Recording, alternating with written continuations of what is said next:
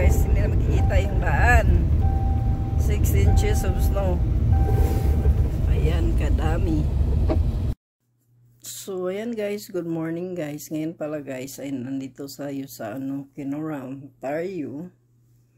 Ito yung nila dito guys, downtown. Iba pala yung dito guys, Ontario. Kasi hindi masikip siya, hindi kagaya sa sa Manitoba na flat. Patag dito, madaming parang tawag nito, mga bato-bato ganyan. Ito yung guys, Kenora. Ito yung maliit na town nila dito.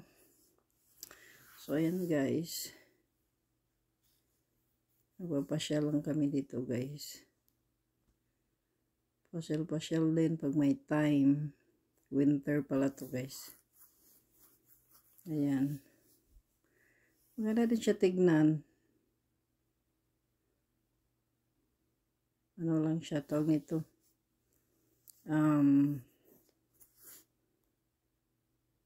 Maliit.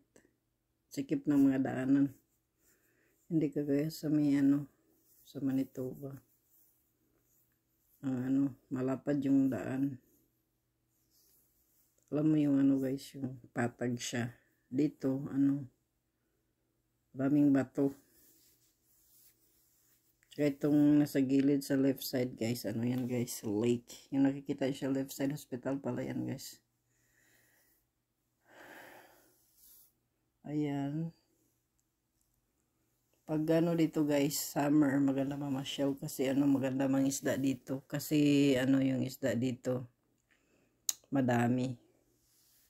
Kaso lang kung taga Manitoba ka, siya, kailangan mong kumuha ng lisensya dito. 1 day license. Dati $25 yung kukuha ka ng license bago ka makapag-fishing. Pero ngayon guys, hindi ko alam kasi matagal na akong hindi nag-fishing. Kasi sayang naman kasi every year mag-renew ng license, tapos minsan lang mag-fishing, sayang. So ayan na guys, pauwi na pala tayo guys. Ang ganda ng view, maganda talaga yung view guys. Yan yung mga rock formation niya ba, maganda.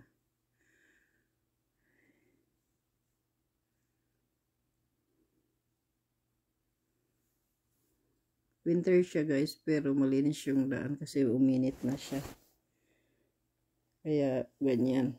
Hindi na makapal yung yung snow. Kanina palis namin sa bahay, makapal yung snow. Pero ngayon hindi na.